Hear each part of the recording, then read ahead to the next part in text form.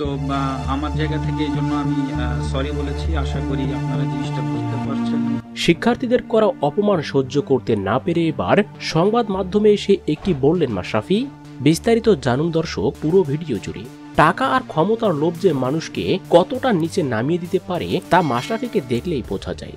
কোটা আন্দোলন নিয়ে দেশে এই মুহূর্তে খুবই ভয়াবহ অবস্থা, কিন্তু সেখানে কিনা দেশসেরা একজন ক্রিকেটার অন্ধের মতো আছে, যিনি কিনা দেখেও কিছু দেখছেন না, আবার শুনেও কিছু শুনছেন না। মাশরাফির এমন কর্মকাণ্ডে শিক্ষার্থীরা যে খেপে যাবেন এটাই স্বাভাবিক। তাই তো দেয়ালে মাশরাফির ছবি টাঙিয়ে সেখানে জুতা ছুঁড়ে মারেন শিক্ষার্থীরা। আর এমন ভিডিও সামাজিক যোগাযোগ মাধ্যমে ছড়িয়ে পড়লে সেটা দেখে ফেলেন মাশরাফি নিজেও। আর তাই তো শিক্ষার্থীদের করা এমন অপমানে শেষ পর্যন্ত মুখ না খুলে আর পারলেন না।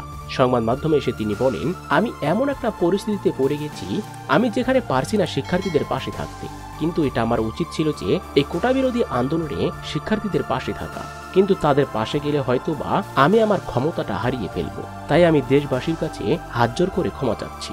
তো দর্শক, সংবাদ সম্মেলনে শিক্ষার্থীদের উদ্দেশ্যে মাশরাফির এমন মন্তব্য আপনারা কিভাবে দেখছেন অবশ্যই কমেন্ট করে জানিয়ে দিন। এ নিয়ে আপনার মূল্যবান মতামতটি ভিডিওর কমেন্ট বক্সে। ধন্যবাদ।